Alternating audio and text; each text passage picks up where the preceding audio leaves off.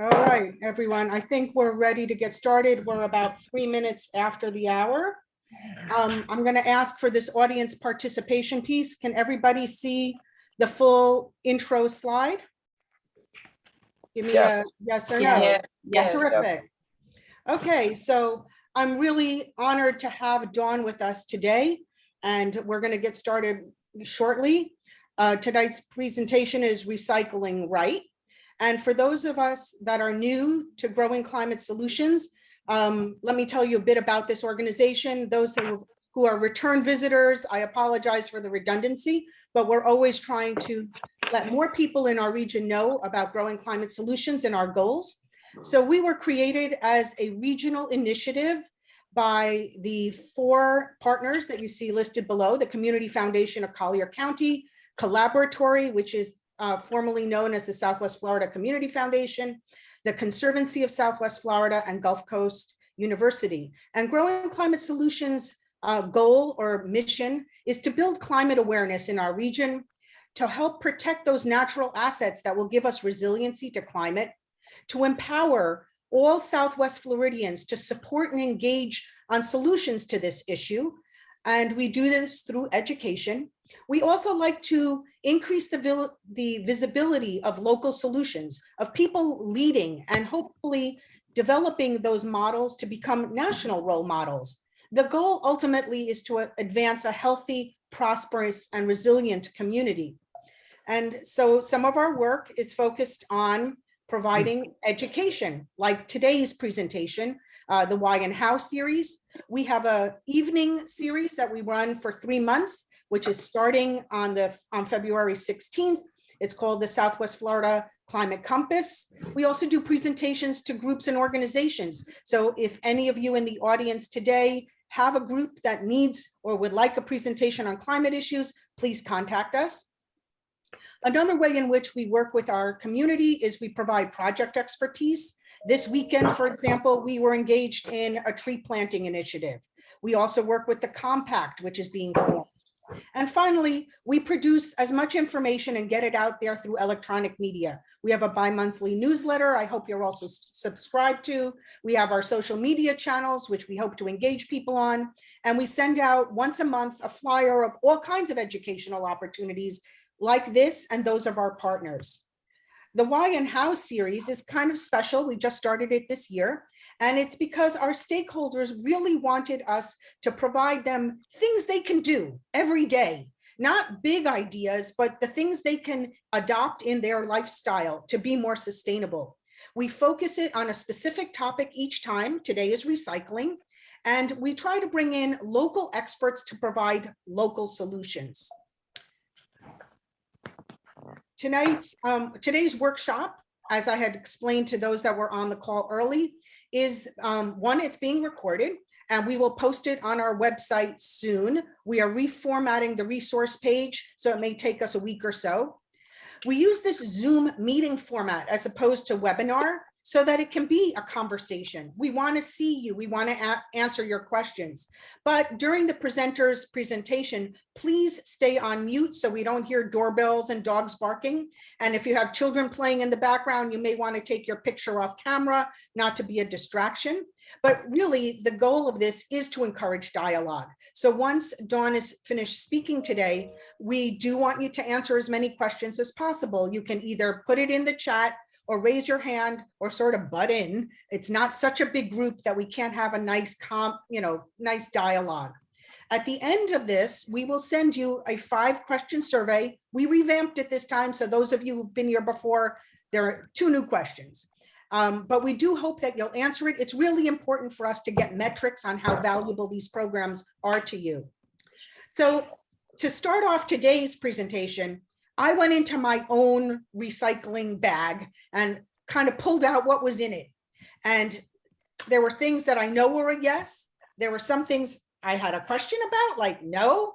And then that feeling of like, this is a good thing. I don't want to see it go to waste. I better just put it in the recycling. But as what we hope to learn today, that's not necessarily the right thing to do. And Dawn McCormick is our speaker today, and she is an expert at this. She is the Director of Communications and Government Affairs for Waste Management in Florida. And she is also the governmental relations person. So she spends much of her time in Tallahassee, improving recycling policies. She is also the vice chair and national counsel for the Association of Recyclers in the Florida chapter. So without further ado, let me put Dawn on and she will introduce herself more thoroughly.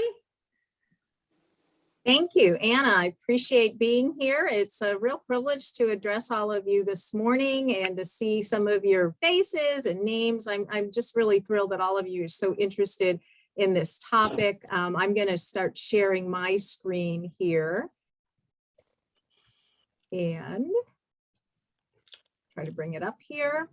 So let me ask someone, Anna, tell me, are you seeing that full screen? No, I'm seeing the presenter mode. Okay, let me see, try it the other way then. How's that, better? Let it. Anybody chime in? I'm still seeing the presenter mode. I see We had this presenter down mode. perfectly 15 minutes Yeah, ago. let me try it again then. I'm viewing and I see a man walking in front of a bunch of what looks like compacted recycling products. Yeah, do you see that full screen?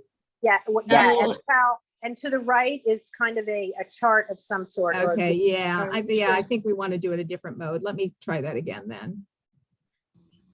Mind you, everyone, we did practice this and it worked flawlessly 10 minutes Yes, ago. I There we know. go. There you go. That's it. That's We're all better. set. Go Okay, ahead, thank Dawn. you. Take it away. Appreciate it. Again, Yeah, good that's morning, it. everyone. So thank you for all the great work that Anna, Bridget, and the team are doing at Growing Climate Solutions and for all of your interest in this topic. I've been at Waste Management for about 12 years here in Florida, and I really never get tired about talking about the great things that are happening in the recycling and sustainability world. You might just enjoy this opening slide because here's one of our district managers literally walking by what your aluminum cans look like at the end of the recycling process when they're baled. And each of those bales weighs about 2,000 pounds, about a ton, and has about 10,000 cans in it. But that's what your cans look like. And we'll talk more about the value of recycling cans as we go through this presentation. So just at a glance, Waste Management is a privately held company. We are in the Fortune 200 on the stock exchange. We are North America's largest environmental solutions provider.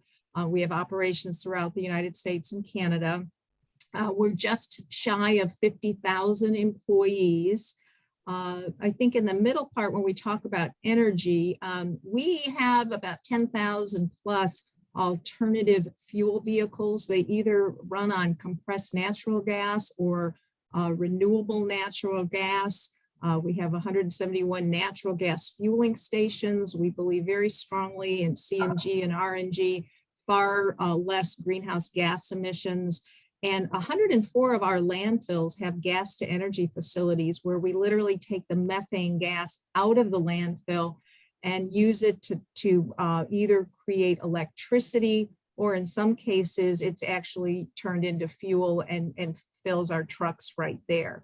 So huge commitment to alternative energy, renewable energy. And then on the recycling side, you'll see the breakdown of our facilities, but about 100 different facilities doing different types of recycling throughout the country. We still are a landfill company. We have 263 solid waste landfills in the United States and Canada. And but we certainly make sure that as many of those as possible are creating landfill gas to energy.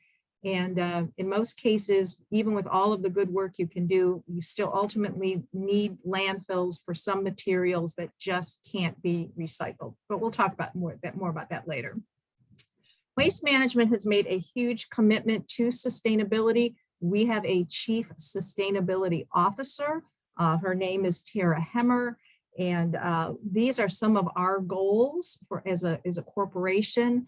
For the planet, our goal is to offset 4 times the greenhouse gas emissions we generate by 2038. I'm happy to say we're already at 3 times offset for greenhouse gas emissions. We have a huge commitment to our people and making our communities safe, resilient, and sustainable. I'll say one thing I'm really proud about our company with our people side is, as you know, all industries in this country are going through severe labor shortages, and we call it the war on labor. And one of the things we've done to not only retain our employees, but to attract new employees is a program called Your Tomorrow, where we not only pay for associates and bachelor's degrees for all of our employees, but starting this January, we extended that to our spouses and children. So if you're driving a garbage truck for one of our divisions, your children can go through Gill.com and receive their college education for free, which is an amazing benefit. Really proud of that. But you'll also see our 2025 goals, and we're getting close to that. That 70% of our collection fleet will be alternative fuels. We have other goals on renewable energy, but a huge commitment to sustainability. Later this month, we host and sponsor the WM Phoenix Open. It's a major golf tournament on the PGA Tour, and it's the first major sporting event that is zero waste. And if you want to tune into that later this month, it's a huge educational opportunity to see how we can have hundreds of thousands of people attend a 4-day event and be able to reduce. I'm proud of that.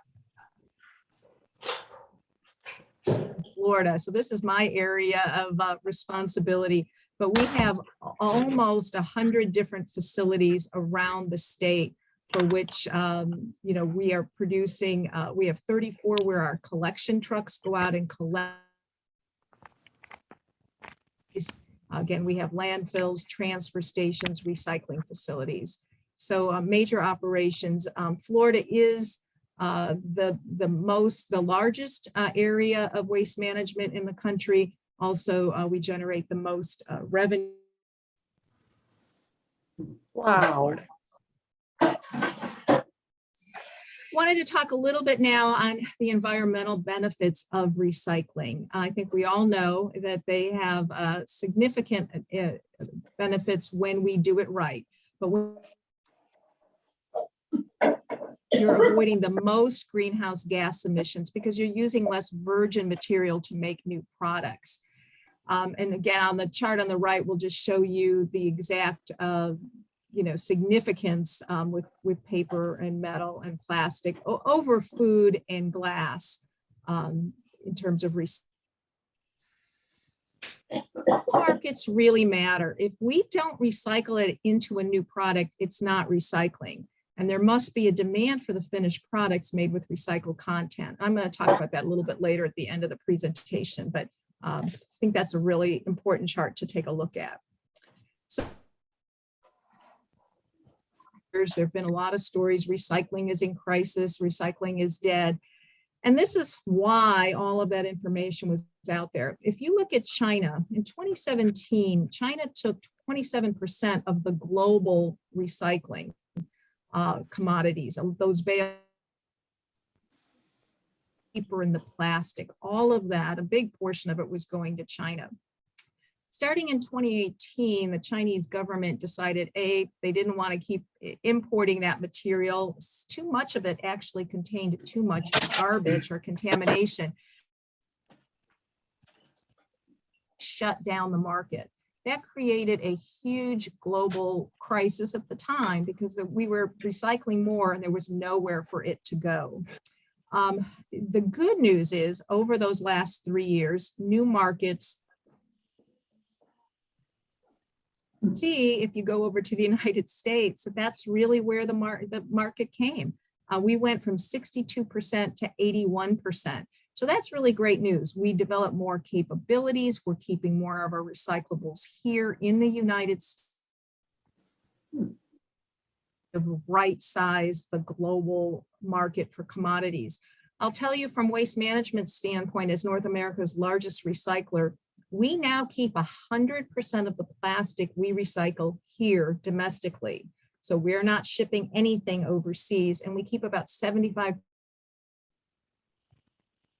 board here in the United States. So while it was a crisis in 2017, 2018, 2019, we've really rebounded, and we're probably better off for it. But what this chart will show you is what that did to pricing.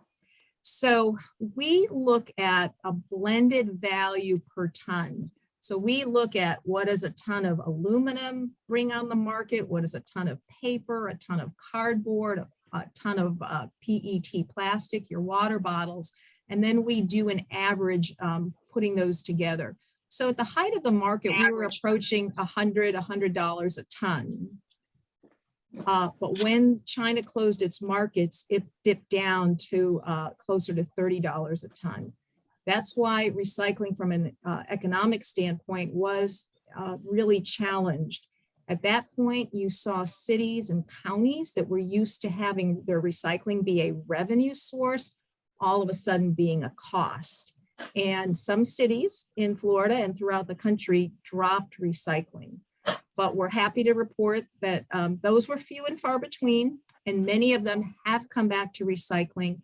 And now recycling is back into that about $100 a ton range where it's much more economically sustainable. But that was the challenge.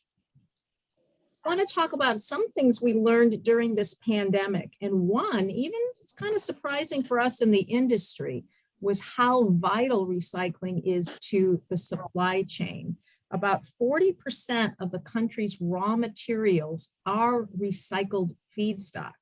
So fortunately, with a lot of broad industry effort, the Department of Homeland Security very early on in the pandemic identified not only garbage collection, but also recycling as essential services. And we were able to keep all of our facilities open. And we really had to work hard to make sure we continued to get the recycling materials at the curb and from our businesses because we needed that feedstock. Paper, for example, 75% of our US paper mills utilize recycled paper in their manufacturing operations. And curb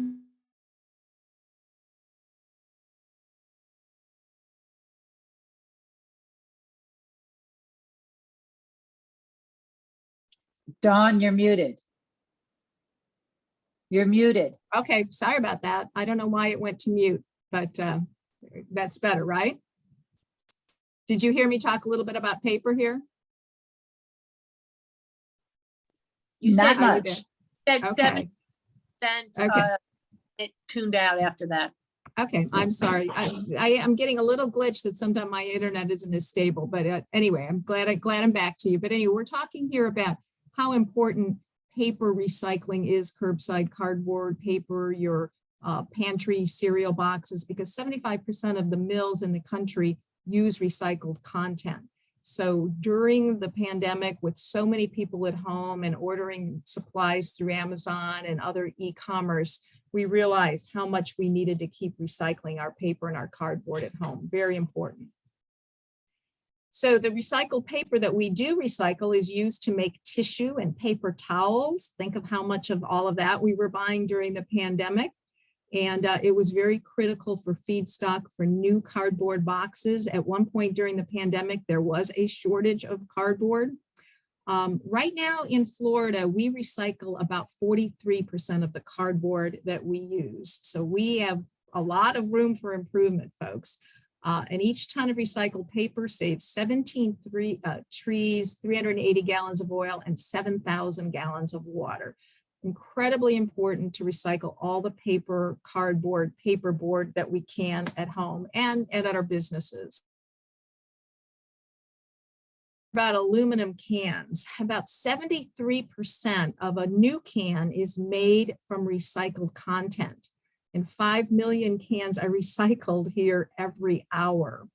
One of the things that happened during the pandemic, the early days, is some of the bottle bill states and can deposit states up in the Northeast shut down those facilities. So people were not able to bring them in for, you know, pennies on the dollar type payback. And recycling really took a hit. And at one point, midway through 2020, there was actually a shortage of aluminum cans in this country. And you might have noticed, but you couldn't get all the soda you wanted at the grocery store. And some of it was being put into plastic bottles. I think we've right-sided that now. Most of the recycling facilities are back on track, but it was a really big lesson of how important recycling your aluminum can is to keep new cans on your store shelf. And that can happen in as little as 30 or 60 days. When we recycle aluminum cans, we use 90% less greenhouse gases and energy. And it's just a huge environmental and economic benefit. So aluminum is one of the most important things to recycle. In Florida, we're at 18% of aluminum can recycling. So it's a really low number. We have so much room for improvement. And one of the things I think it's really important to remember is even if you're out and about and recycling on the go, if you're having a party in your backyard, if you're on a boat, if you're at the park, really think about bringing your aluminum cans back home to recycle if you can't find something where you're located. Very valuable to recycle. The same with plastic water bottles. Right now, Floridians are only recycling about 9% of their plastic water bottles. Obviously, best if you don't use plastic at all and use a reusable water bottle. But if you're out and about and you're using plastic water or bring them home, Keep Florida Beautiful, for which I'm a former board member, has a wonderful program called Bring It Home, where they encourage everyone, if you can't find a place to recycle after you have a picnic or a day at the beach, please have a reusable bag in your back seat of your car and bring these plastic bottles home. You see on the slide how much oil and energy and landfill space we save when we recycle our plastics.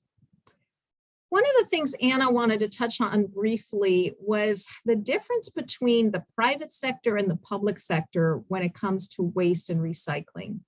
So briefly, all of Florida's 67 counties have public works solid waste departments.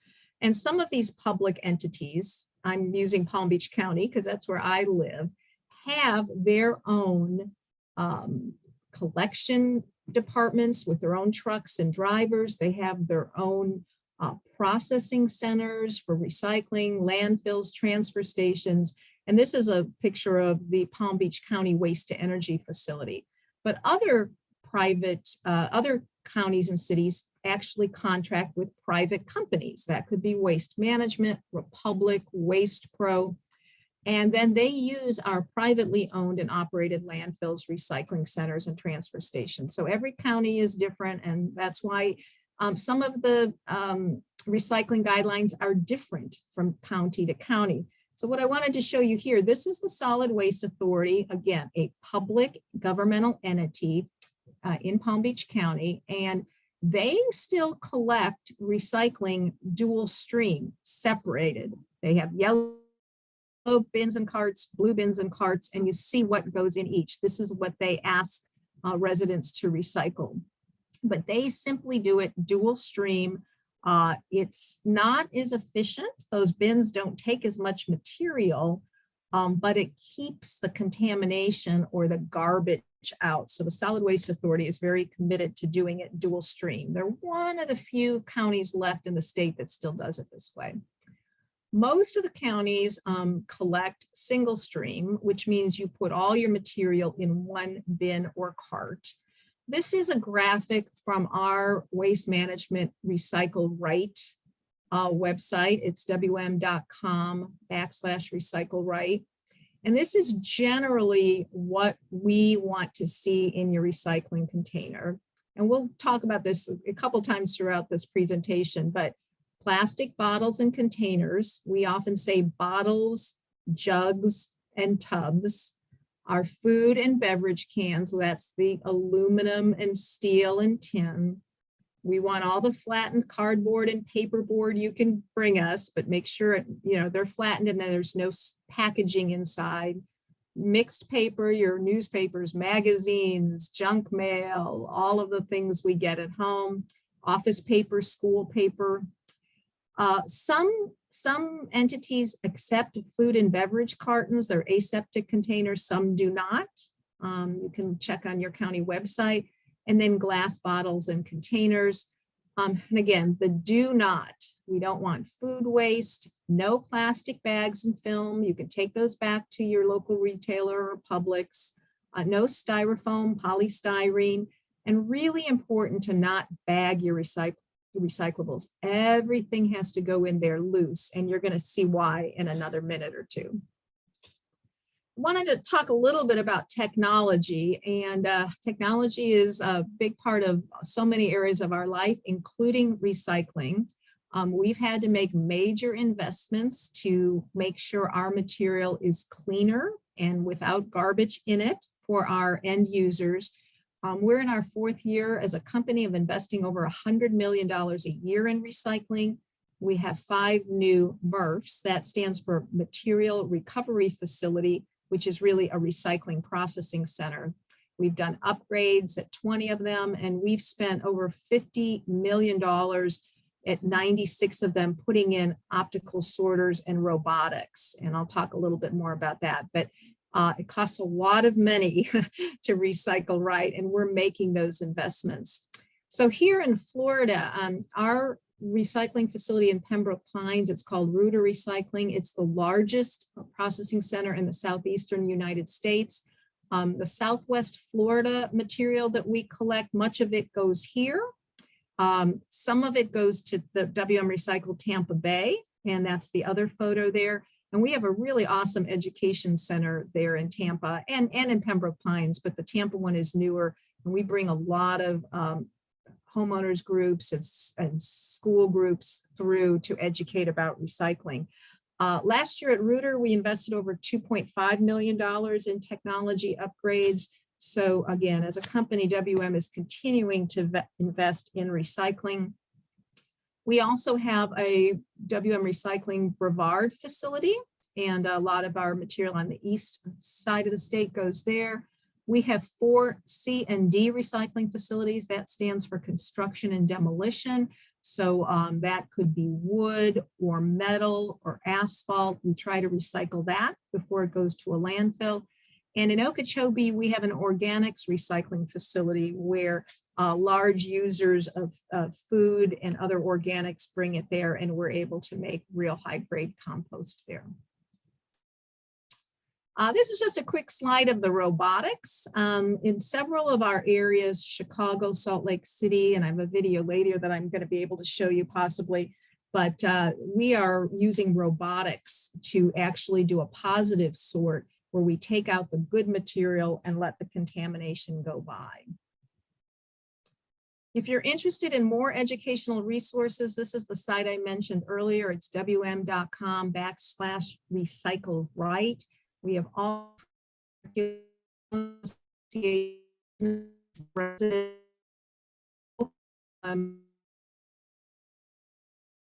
feel free to make that available to your schools or any teachers you know. It's a really great resource of educational material on recycling do's and don'ts and myths. This is another slide I wanted to share with you. We worked with the Florida Department of Environmental Protection on this site called floridarecycles.org. The theme was rethink, reset, recycle, and get back to the basics. Again, the aluminum and steel cans, plastic bottles, jugs and tubs, cardboard and paper. And when in doubt, throw it out. That's a really important message. You'll hear me say that a little bit more later. If you're not sure if it's recyclable, if it's not one of these main things, you're better off putting it in the trash than contaminating your recycling with things that really are not recyclable. And we'll get into that a little bit more later. The other thing really important, free your recyclables, do not bag them. If we see a bag like this, and it's especially if it's dark or black bag or a solid white bag, and it comes across the line, it's probably going to get trashed because we can't see what's inside there, and we have to assume it's garbage. So do not put bagged recyclables in your carts or your bins. They've got to be loose. It's another point. Collection isn't recycling. If you put it out at the curb and we collect it, it has to have a market. It has to be able to replace virgin resources. So it's important, and we'll talk again a little bit more about this, but we have to create markets for these bales of material. If it doesn't have a market, it ends up going to a landfill. And most of these materials that I'm showing you do have markets, but that's why it's important. So key message here, this is not recycling. We spend about 140,000 hours each year climbing into these machines and cleaning out plastic bags and hoses and Christmas tree lights and all kinds of material that shouldn't have gone in your recycling. Our plants receive over 28,000 pounds of batteries each year, and they're a major source of fires. This is a scene from our Pembroke facility earlier last year, caused major damage. But when we get propane tanks, we get live ammunition, we get guns, we get lithium-ion batteries, all kinds of things that do not belong in your recycling. And those tanglers, those hoses and cords are really, really damaging. So you see here our men down in the machinery. I've got one more picture, a close-up on this. And our workers have to go down into these star screens 3 and 4 times a day and try to hand cut this material out of the star screens. It's dangerous, it's miserable work. Nobody wants to do it. We pay them extra to do it. And it slows down the whole manufacturing and processing operation. So when we talk about contamination and why we don't want this material, this is really a powerful image. So do not bag your recyclables and no plastic bags or plastic film in your curbside recycling. The other point too is we need to all work together to create demand. Waste management is purchasing carts made with post-consumer recyclables. We are creating uniforms made from recycled plastics and even shoes. So we're trying to do our part, but it's up to all of us. If you're at the grocery store and you see napkins that are made from virgin pulp or made from recycled content, buy the ones made from recycled content, even if it costs a couple pennies more. Every time you have an opportunity to buy something made from recycled content, you're helping keep recycling healthy. But a couple of other ideas about some Mythbusters that Anna and I talked about. Is the material I place in my recycling cart isn't getting recycled? That's false. If we collect it, we are bringing it to our facilities and we are recycling all the good, clean recyclables. If I think it's recyclable, should I put it in my cart for hope for the best? No, it's really better if you're just wish cycling and hoping it can be recycled, to stick to the basics, the things that your county and city clearly have on their website that are included in your program. And you're doing a better job by doing that than throwing things in that are not recyclable. Again, don't bag them in plastic. The numbers on an item tell me if it's recyclable. That's really false. It really tells you what the item is made of, what kind of plastic. It's best, again, to go back and look at what your county or city accepts and stick with the shape of the material, not so much that little number. And even the recycling symbol on a package, is it recyclable? It's kind of false. I wanted to show you something. I bought some toothpaste the other day, and this tube says, "Recycle me." Manufacturers like Colgate, Palmolive, and others are under a lot of pressure to make sure their packaging is recyclable.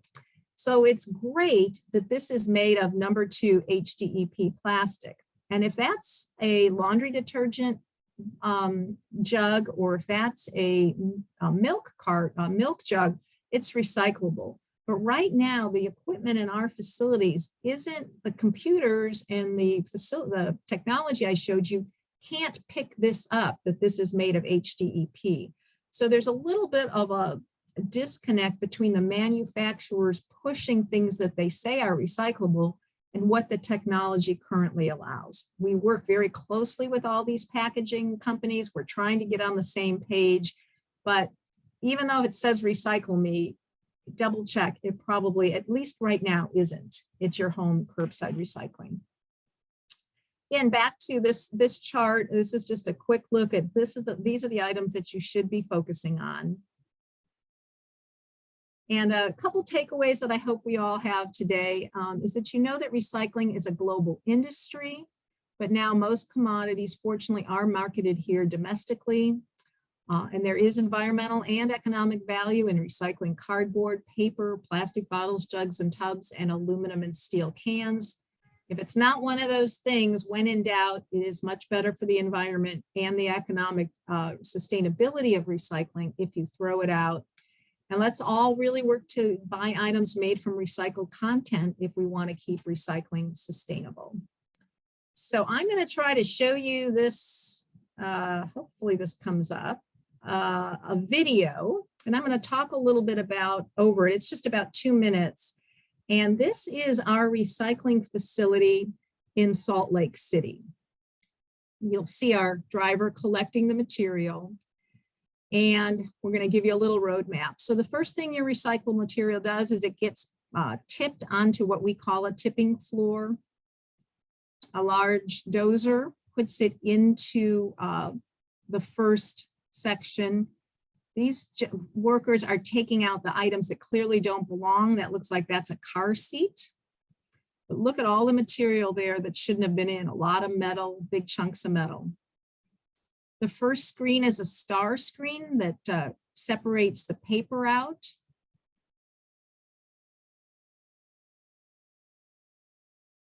Here are the star screens again. Our workers having to go down and get all that plastic out.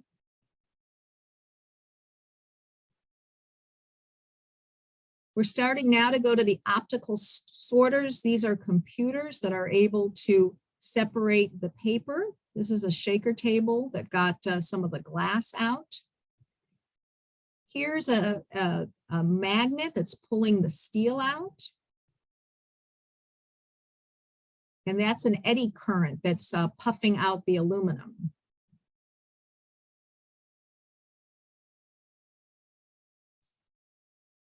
We now have optical scanners that are separating the different types of plastic. They can tell a water bottle from a milk jug.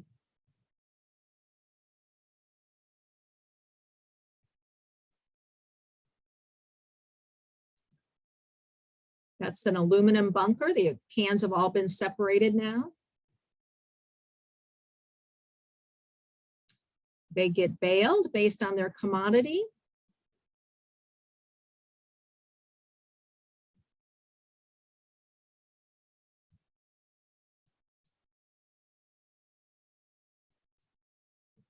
They're shipped off to make new consumer goods. And here's the Pratt paper factory using the recycled content to make new cardboard boxes. So that was a little look inside one of our facilities. And that is the gist of my presentation. So Anna, I think I can go ahead and stop the share and be available to take questions and open some dialogue. Yes, thank you so much, Dawn. Sure. I've been monitoring the chat and I'm going to pose the first couple of questions because they're the ones that I still have and I think people are eager to hear about because I think everyone on this call wants to recycle, right? So here are a couple of the questions that came out. Sure. One, do you have to wash? I'll send them off fast fire. Do you have to wash the inside of plastic containers before recycling them? Yes or no? Rinse them, yes. Rinse them, yes. Keep them empty, but rinse them. 2, should we be putting things in paper bags? If you're in a commingled stream, is it okay to put it in the paper bag since that would also be in the stream? You know, but you're still better off to keep them loose because if a paper bag comes along that line, we can't see what's inside. So keep everything loose. You can put the paper bags in there, they're recyclable, but keep the other items loose.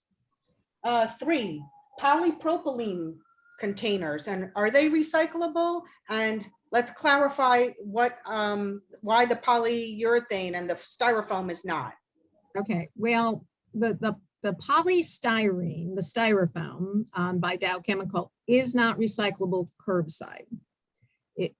Publix is able, and some of the retailers like that are able to take those and source separate them and bale them and recycle them. So if you have polystyrene, including your egg cartons and things, take them back to a retailer. They just can't be done curbside because we can't, the technology can't separate them at the facility. Polypropylene, which is your number 5s, your yogurt containers and things.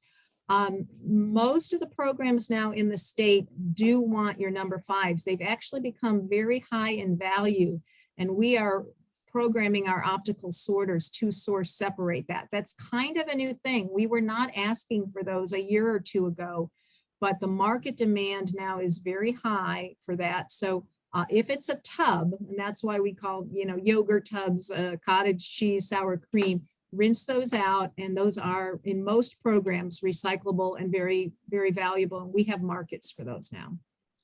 Okay, so since we know and have learned today that recycling is really a market and we have to have a market for the product, what's going on with glass? Why didn't you talk a lot about glass? Yeah, listen, glass is a tough one. There's not as much of an environmental benefit to recycling glass because glass is made of sand and we don't have a shortage of it. And in Florida, the only place where we can take our glass is to Strategic Materials. It's outside of Sarasota. We actually have to pay them to take it. So it has a negative value. They are able to use it as landfill cover. They use it for in sandblasting. They're starting to do some more things with glass. But the other thing with glass is it adds volume and weight to recycling. So it economically, there's some value to it. So it's a really difficult item, but most programs still want glass in. We're all used to recycling glass. We generate a lot between our food containers and our wine bottles and our beer bottles, especially during the pandemic. So in most cases, yes, glass is recyclable, but as you saw, it has a lower environmental benefit and it does, quote, have a negative economic value, but most programs keep it in. Okay, I'll pose one more and then we'll open it up. I'm just summarizing some of the chat. Sure. What about batteries and those propane things and the broken pieces of metal? Where do you put those? Okay. Well, if it's a propane tank and those types of things, most of our cities and counties have household hazardous waste drop-off sites. That's where your paint and, propane and your pool chemicals and all of those things should be taken. Batteries, especially rechargeable batteries and lithium-ion batteries should definitely be taken there. I know that's a kind of a big ask. If you're not going to do that, then please throw them away in your garbage, but make sure you, especially the lithium-ion and rechargeable, tape the ends, put them in little plastic bags, and then put them in your garbage. We have load fires in the back of our trucks weekly throughout Florida, and it's usually because of a battery and or a propane tank, even the small camping ones. We have to dump the loads on the side of the road. They cause, injury to our workers, to our trucks. They snarl traffic. So load fires, both in our trucks and at our facilities, are huge problems. And a lot of it is the batteries. And we don't even realize how much the batteries are in our little Glade air fresheners, and they're in our greeting cards when we open them and the card sings to us. Those little lithium-ion batteries are everywhere, and they really have to be disposed of properly. Well, that's, there are a couple more of those technical questions, but I can also ask everybody to put on their video and wave and ask questions. While everyone does that, there is a couple of other interesting ones that I know. The caps and the bottles of a soda can are a different kind of plastic. So I have heard separate the cap and the bottle or keep them together. And drum roll, the answer is? I know, very confusing. And I will say, I'm really honest. We've changed our guidance on that over the years. So we're making you all crazy on this. But anyway, the guidance is now, make sure the bottle's empty, but the cap can stay on. Okay. Yeah. The reason we had said take them off is when the machine crushes them, the cap can sometimes fly off, and it's a danger. It's like a missile. But the recyclers now say they can handle that number 2 plastic on the number 1 plastic bottle. So we don't want people to get hung up on it. You can keep the caps on. So but And make sure it's the empty. And the pizza box dilemma, if it has grease Okay. or So it doesn't, and again, we've made you crazy on this because we've changed. As long as the pizza box has no paper or crust or cheese all over it, we can take it even if it just has some grease stains. And that's changed only because cardboard is so valuable right now that the markets that are buying the cardboard are saying, okay, we can handle a little grease stains, so we want it. And that's kind of pandemic generated. The cardboard's so valuable. So make sure to, again, no crust, no paper filling, no big globs of cheese, but if it's just a few grease stains, you can recycle. does the audience have any questions, or should I keep firing from the chat? Laura Keep Lee? firing from the, oh, I just had mine in the chat. You can read it about the clamshells, those little lightweight plastic things that you get at takeouts. Are those recyclable? No, check with your county or city, because everyone's a little different. We tend to focus on, again, plastic bottles, jugs, and tubs. But some of the cities and counties can accept the other types of plastic takeout containers and want them. I know in Palm Beach County, the Solid Waste Authority does want those. Do you know in Lee County and in Collier, where most of our audience is from? I believe Collier County and Lee County both have those in their programs. So I think they're fine. Okay, there was a question Anna, about, oh, I'm sorry. go ahead, who's I, this? it, I just, I had my hand up, and I actually live over in Broward County right now. So I was able to tour the Pembroke facility that you had some images of just last week. It was very interesting. Yeah, one of our Weston City Commissioners took a few of us over there to tour it. So it was really interesting. He wasn't able to show us the plastics area nor the aluminum and bimetal areas for some reason. But I saw the issue with the plastic, and I had put in the chat that most people I know, including one of my fellow Sierra Club members that was with us, are not aware to not bag the recyclables. So why, and this is only like the start of my question, but why not reject the loads? And the really bigger issue, which is connected to that, is could you walk us through the economics of what happens in a city that contracts a hauler to then transport garbage and recycling to your, or just recycling to your transfer facility, and then the decisions that are made from there? And because what I got at the Pembroke facility, I got the impression that if they just shunted it off to the burning, everybody made more money. And that, I think perhaps, I'm hoping I was wrong in that economic. Right. I'm Ron, hoping Ron, I know the question you're asking. I think I can answer that for you. So pre-2017 and the China shutdown, most of the cities in Broward County were actually getting a rebate on the recycling. So I'm going to use rough numbers, but these are not quotable numbers or anything, but say it costs $90 a ton to process the material, and that's what the city is getting charged. So, but if a ton of material is generating $120, then that's a $30 profit, and the city was getting a portion, and every contract's different, 60, 40, 70, 30, but they were getting a portion of that money. So it was actually a revenue source for them to have their residents recycling. Plus, they were avoiding the cost of taking that ton of material to a waste to energy facility or a landfill. So it was, which let's say that's $45 a ton.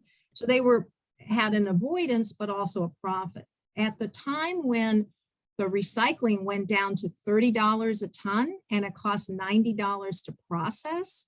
They were getting charged $60 a ton. Very expensive when they were used to making money. And to take it to a landfill or waste to energy, it would have been $45 a ton. So there was a period of two years or so where in many cases it was going to be less expensive to landfill or waste to energy their recyclables in Broward County and in some areas around the state. And so some of the cities made that economic choice.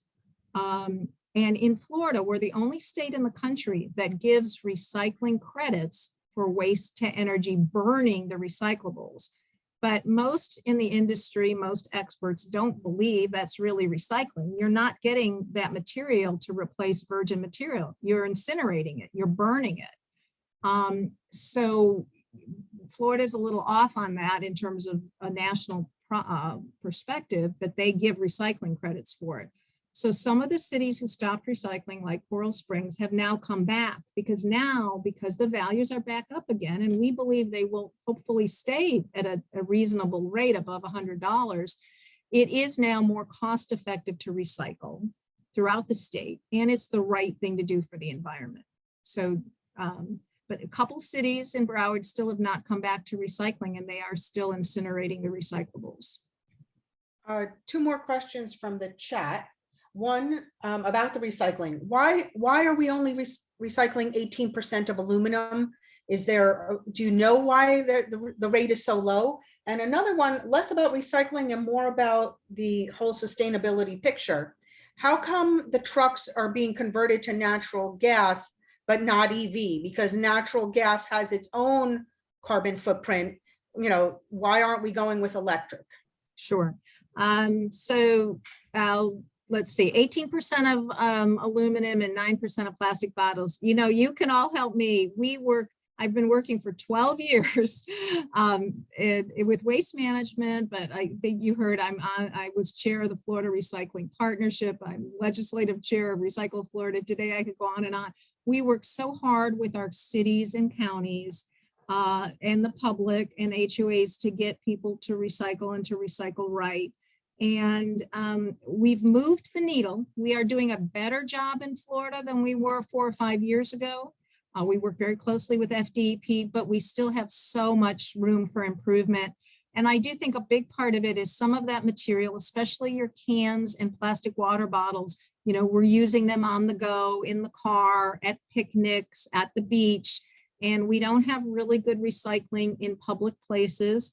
Most of the reason for that is that when we try it, people are so freaking lazy, to be honest. They just put garbage in everything, and it's a mess. And it's very hard to get clean material in a public place unless you literally have somebody standing there monitoring it. So it's just incumbent on us to help continue to educate children and young people and make it a priority to recycle right. But we have put time and effort and energy into increasing those rates, and we have a long way to go.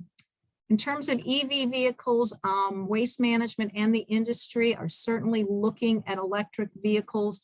Right now, they don't perform well in a heavy duty truck like a garbage truck. The amount of electricity you need not only to drive, but to lift the hydraulics and things make it not workable, not practical, but we continue to invest. We have a lot of pilot programs going on with truck manufacturers, and we do believe there's a future for EV, but not quite yet. I will say one thing we're doing at our landfills, a lot of our yellow iron, those big bulldozers and compactors, we're doing remote works because it's hard to get people who want to work on top of a landfill, but you can get young people who are used to doing video games. If you keep them a mile away and they're working the yellow iron remotely, they love it. So we are investing in all kinds of technology and sustainability practices, but if it's not happening yet, it's because it just doesn't either work or scale yet. But as soon as it does, I'm sure we'll make that investment. We're coming up on the top of the hour, so I'll squeeze one more in, and I think I know the answer, but people have asked, what about those cardboard soup containers or Parmalat milk? Is that cardboard or is that going in as a plastic? And I think part of the answer, which you might want to include, is we know that if in doubt, throw it out. But the fact that each municipality or jurisdiction has its own machinery and equipment, where do you find out what each locality will take? Like the question with the clamshells, or which municipalities will take an orange juice container? Where is that information posted? So generally your county or your city website will have a pretty good page on recycling. Might take you a minute to find it, but they'll be pretty good and they'll tell you what's acceptable. I think what you're asking, Anna, is about, like our milk cartons and our things that are paper on the outside but have plastic lining.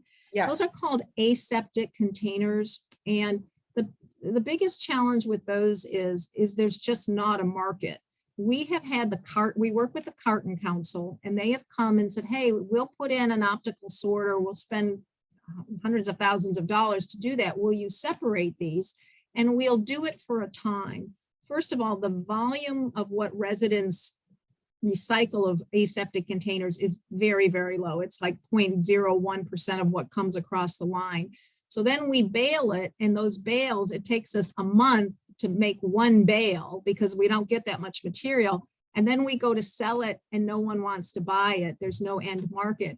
And it'll sit there collecting dust for 4 or 5 months. And then we just haul it off to the landfill. So right now, there's just not a market to recycle that material. So if it becomes viable and we can get more of that and we start promoting that among our residents, that's great.